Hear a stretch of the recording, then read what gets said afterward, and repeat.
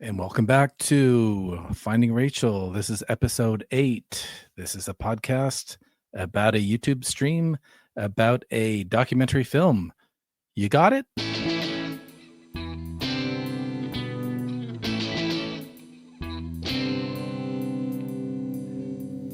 Okay, welcome back everyone to episode 8. Something a little different today. We've got big news that dropped today that may or may not have an impact on the making of the documentary, the TV show.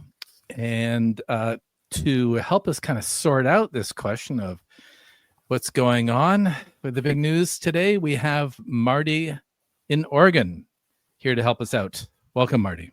Hey, thanks, Greg. Good to be here. Great to have you here. Okay, before we get into the big news today, we've just heard your music.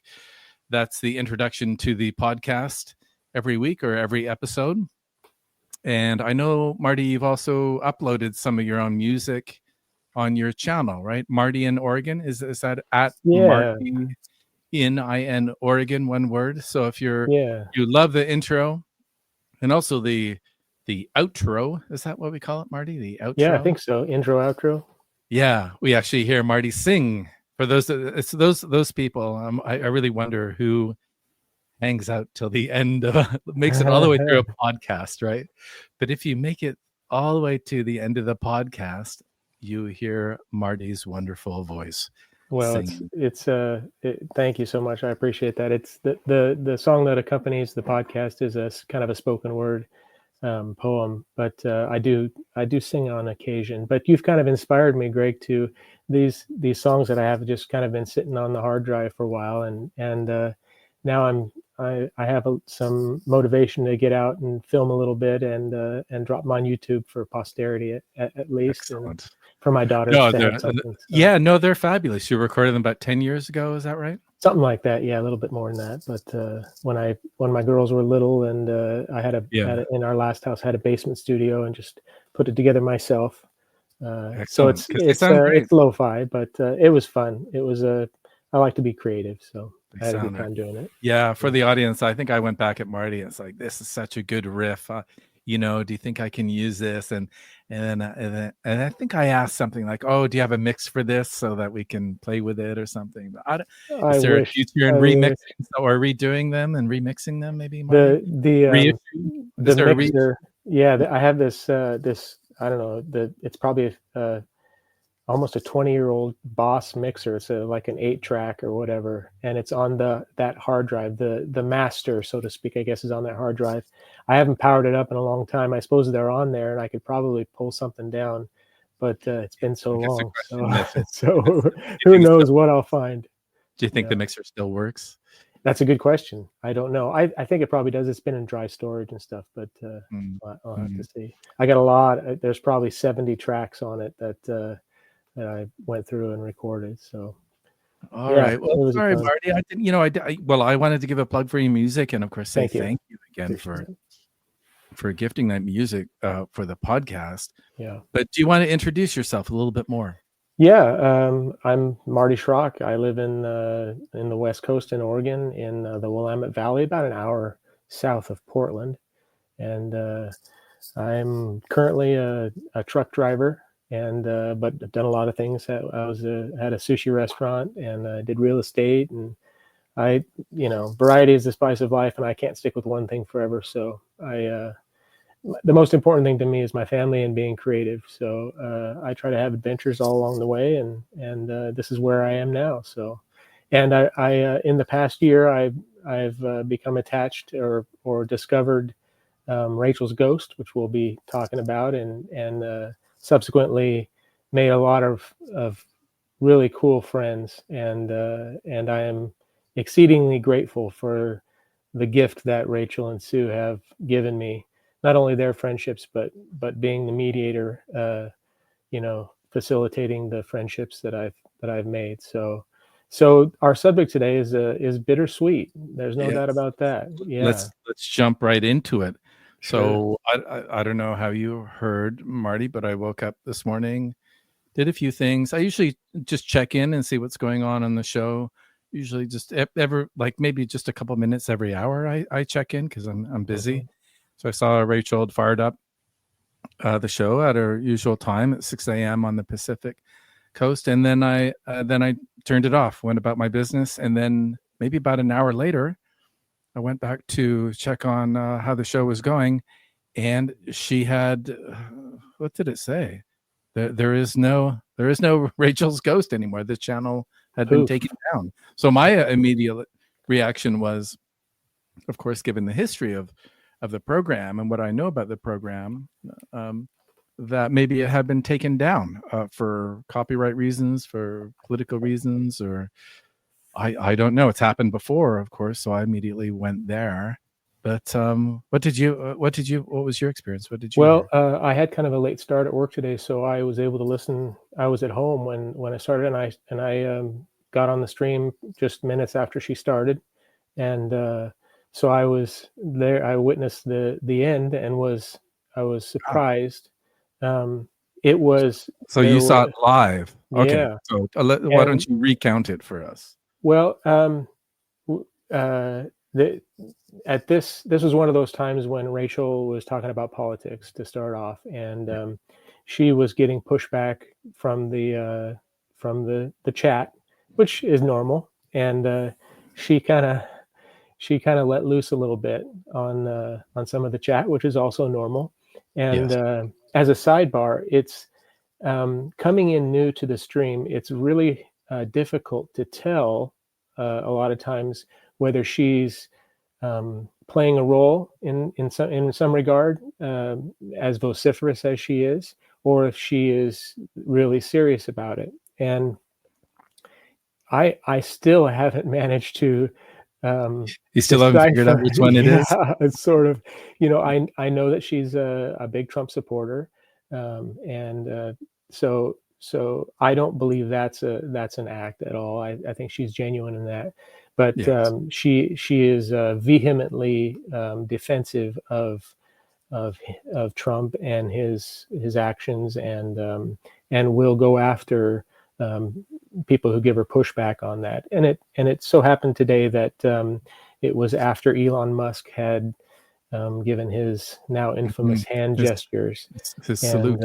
Yeah. and regardless of his meaning or intent on that, it did look like a Sig Heil. It didn't look good, did it? It didn't look It good. looked Now, like a fascist salute. yeah, I went you back know, and watched it just about 2 hours ago. I did see it.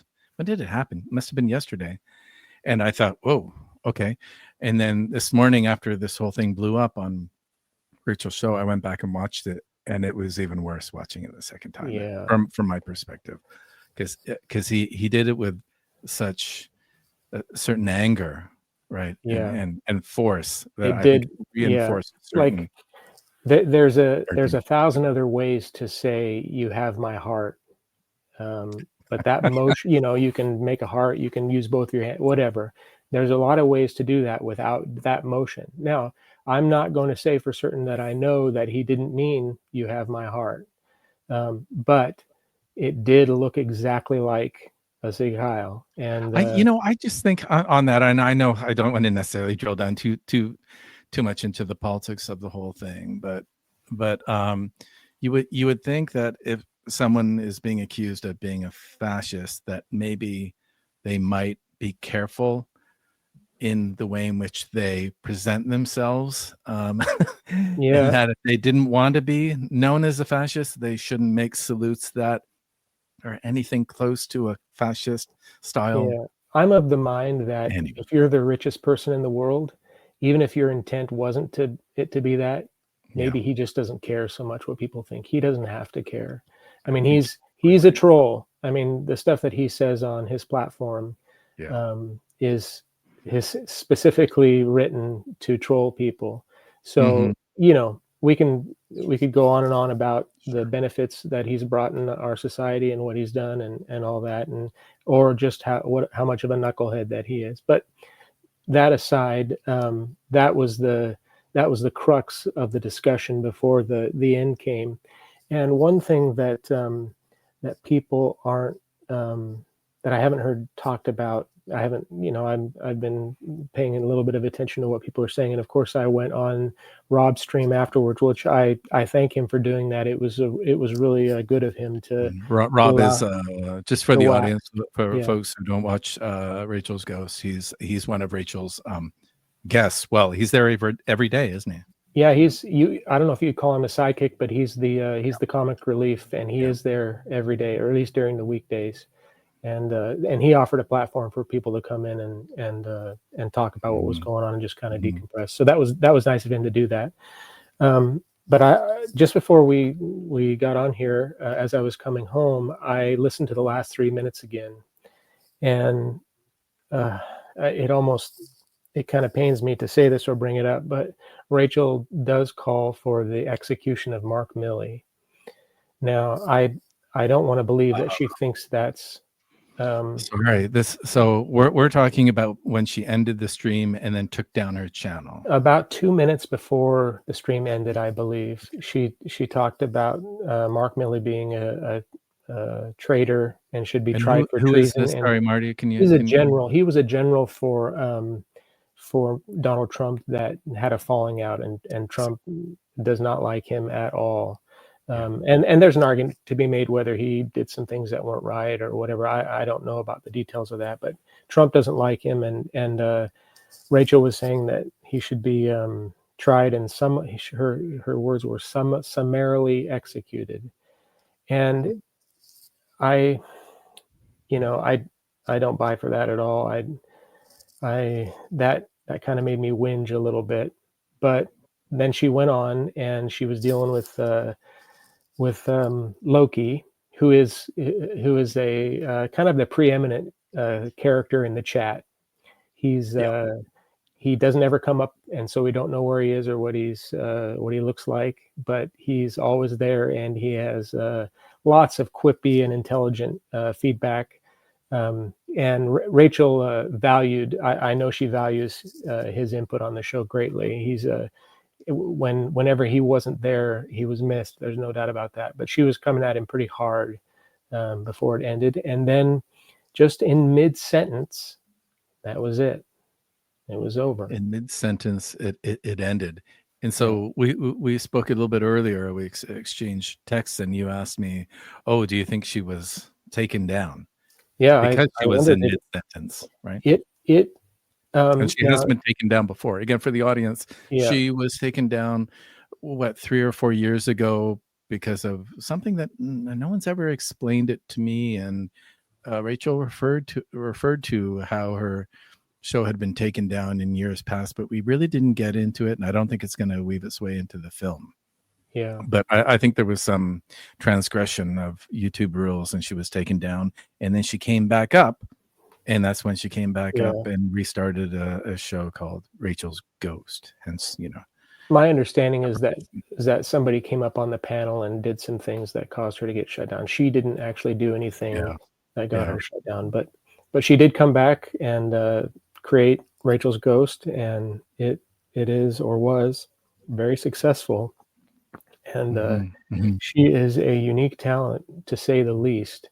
I think a lot of people maybe fantasize about being able to do what she does, but it takes a rare person to be able to do that 3 days a week, 7 days a week, manage 200 sometimes plus people in the chat and the panel, and keep the discussion going. I have the utmost respect for her, and she's no slouch when it comes to philosophy and religion and politics too. So she can carry her weight in any discussion, and she never lacks for input or something to say on it. And a few times she's been my interlocutor on some really cool discussions, and I value and have you learned can lock horns every now and again about a little religion. bit. I try to stay level-headed and just pose questions and whatnot. The one thing that Rachel and I have is a religious past, and so we have this. I don't know if it's an understanding, but this kind of shared history that allows us to see certain things in each other that that a lot of people don't. And I don't I don't want to sound selfish or conceited in that regard. It just so happens that I grew up in the church, and she is a religious Yeah. person, and we share a love for a lot of the same music, and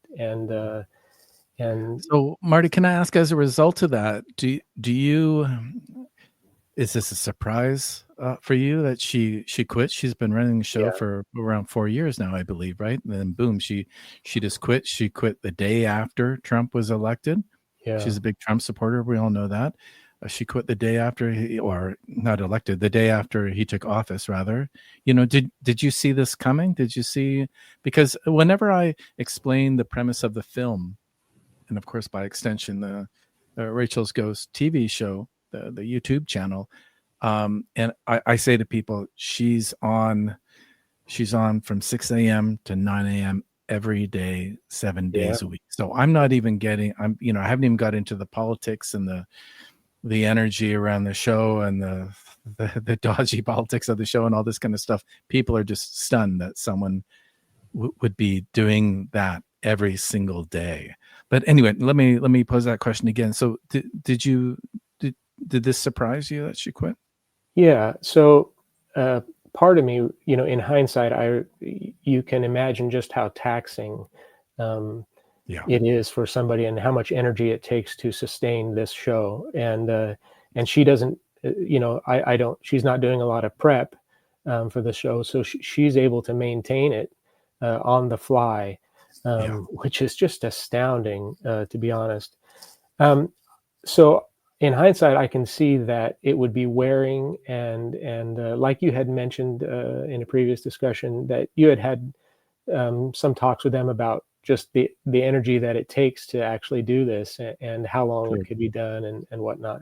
Yeah. Now, it happening today under the circumstances that it did, and no, I was taken off guard just like everyone else. We were all Mhm. kind of gobsmacked, I guess you'd say, by the way I it don't turned know. out. And I don't want to put myself up on a pedestal here, but I don't think I'm as surprised, perhaps. One question, because I had 2 full days of asking question after question after question to Rachel, right? Mm, And of course, observing her and all that kind of stuff, and filming and having interviews and all that kind of stuff that you do on a documentary shoot. And one of the questions I posed to her as we were close to wrapping up, we did kind of a quote unquote exit interview, right? And I scripted a bunch of questions about kind of how long are you going to do this, and a bunch of similar questions. And one of the questions I posed to her was, and to Sue, her producer, was, now that Trump is taking over, is it going to be harder to run your show? Is it going to be harder to make jokes? Is it going to be harder to talk your politics? And she completely rejected that. Um, she didn't think that was going to be an issue at all. She said there would still be her liberal friends, or liberal heroes, as she calls mhm, them. A couple people had quit, but have come back very quickly, as you know. mhm, Mazzy, who's in the film, and others have rejoined the show after the shock of Trump being reelected, right?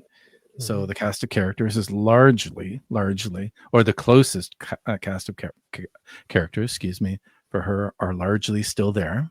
She's magnetic. Um, There's no doubt about but it. but but I do think, and again, I'm speculating a little bit here, but there's going to be a lot of turmoil in the weeks and months ahead if Trump is going to bring in his agenda. There's a lot of really heady stuff there that folks around the world are going to be dealing with around immigration, families, economies, so on and so forth. I don't want to get into it, but I thought that would be a real challenge. And again, I didn't necessarily foresee this happening, but it didn't surprise me that now that he's been in office for 24 hours, Rachel had she had enough, apparently. I don't know. Yeah. I think I would diverge a little bit from that conclusion. Yeah, go ahead. Although politics is some importance to her, I think that she could sustain the show without it. and then feel free to interject and give her 2 cents whenever she wanted to on political actions and whatnot. And I do think that though she was adamant in her defense of Trump and the MAGA movement, she did appreciate those on the chat and on the panel who would bring a different take or come from a different position. I So agree with that. I I, agree I with that. think at the core is her love of music and of vinyl and of just the community, so to speak. So I I tend to think that she would that that Trump being in office um, wouldn't sway or change Mhm. her ability to be successful and carry Mhm. off a good show. Uh, Yeah, I wouldn't say, again, to come back to my point, I wouldn't say that was the only reason. I'm speculating, and it's not the only reason why I think she may have quit. I think the tension's been building for a while, right? They were planning to have an award show that was canceled back in January. There was some discussion about why she did that. mhm. Um, Also, and when I was on the shoot, we did have a series of conversations and some back and forth about her interaction with a lot of people who come up on the show and a lot of people who are in the quote unquote the peanut gallery. And some of them can be very challenging. And you're right, Marty. It's not just challenging in a political sense. You're absolutely right. There's a lot of personalities and everything that comes with personalities on the internet. Trying to be nice Yes, about it. indeed. And I think that was a lot of work, a lot of pressure on them both to manage that, right? There are a lot of people, as you know, who are in the peanut gallery who are constantly saying, pay attention to me, pay attention to me. Yeah. So I guess we're looping back around to that whole question of, And 3 she hours every day also, and managing this whole, yeah, and it's not cycle. just 3 hours because she gets lots and lots of emails from all Exactly. of these people who Yeah. are who have problems or feuds or so she's kind of managing all of those personalities in the background as well, so And I think to come to your earlier point about kind of is this show real? Is she really a Trump supporter? Is she kind of hamming it up a little bit? Are the things that happen, are the exchanges that are aired on the show, the fights, the language that, of course, some of it is amped up, but some of it is not, obviously, right? And people do, almost everyone I interviewed talked about how people do get hurt on this show, right? mhm. And I think that and it's not black and white. We have all seen, I have seen, both when I was on the shoot and watching the show, that Rachel has a very soft side, a very caring side, but there have been there's there are many other examples where people have come in and she's been rough on them, or Yeah. people, her wingmen have been rough on people, and it's been a little cringy to watch, right? And so anyway, it's complicated, isn't it? It's a very Yeah, complicated I dynamic. greatly admire her ability and desire to forgive. She really doesn't seem to have any enemies um, when you know when people step on her toes or insult her. She just keeps forgiving, and that goes along with her very brash nature and the swearing and the insults and whatnot. But she will, there's a handful of trolls that constantly come after her, but to a person, I believe that she would welcome them back into the fold if they were contrite or set, or mind their P's and Q's or something like that. And it it takes a special kind of person to be able to withstand the kind of malice that has been directed at her and yet still um, forgive. I mean, I guess just to simply put, it's Christ-like in that regard. Now, I that's one aspect of who she is, and I greatly admire that. There are many others. Yeah. Yeah. What can we? Let's step back, and this is a question that that I asked everyone that I interviewed for the show, Marty, online. Did all the interviews online before I Mm-hmm. flew out to Nanaimo to interview Rachel and Sue, who of course organized the show. And I asked them what these interviewees, there's about 10 or 11, all of them, like yourself, have been on the show fairly often, right? Some very common guests and some who pop on once in a while. And I asked them each what they thought the story of the documentary on this YouTube channel should be, or what they thought it is, and or putting it in another way, what they thought the story of Rachel's Ghost TV show was or is. Where does this leave us now, right? That's the first thing that passed my mind. It's kind of, I was always expecting the show to continue on, at least until I finished the documentary. But, does this throw a wrench into the story that I'm trying to tell? I don't know. What do you think, Mark? It seems a little poetic, to tell you the truth. And it's the $100,000 question.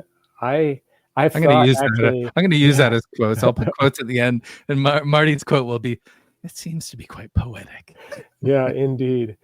I've actually, Greg, I've wondered several times, where is Greg going to go with this? How does he? I mean, this is your job, obviously, get in and line, so Mark. You're supposed to find meaning or direction or in this story. Yeah, story. Yeah, simply put, that's exactly it. And I just don't know. It's I mean, I could be like, it's a slice of life, in the Pacific Northwest and all that malarkey. I think it's a little bit more than a slice. I'm going to say it's a little bit it's definitely more. I think it's a whole bunch of question marks, right? If it is anything, it's definitely question marks. Your subject is a trans person who has who is often rejected, or that trans people are rejected by the people that she supports or believes in. And I can't imagine the headspace that she's had to wade through in her life to get to where she is now. And she's tough as nails. There's no doubt about it. She's one tough cookie, but I also have a great deal of compassion, and I try to put myself in her shoes when I can, especially when she's testing my ability to smile when she goes off on her rants and stuff like that. She's one tough cookie, but she also has, she was mostly, tell me if I'm wrong, surrounded by liberals on the show, right? Including yourself. The panelists, I think, panelists, as far as in the chat, I think it's pretty much down the line. True. There's a lot of conservatives in the chat. But yeah, it is kind of ironic that the panelists have mostly been on the liberal side of things. But those are the people that are interested in art too. I'm not letting you off the hook here, Marty. So the end of this story,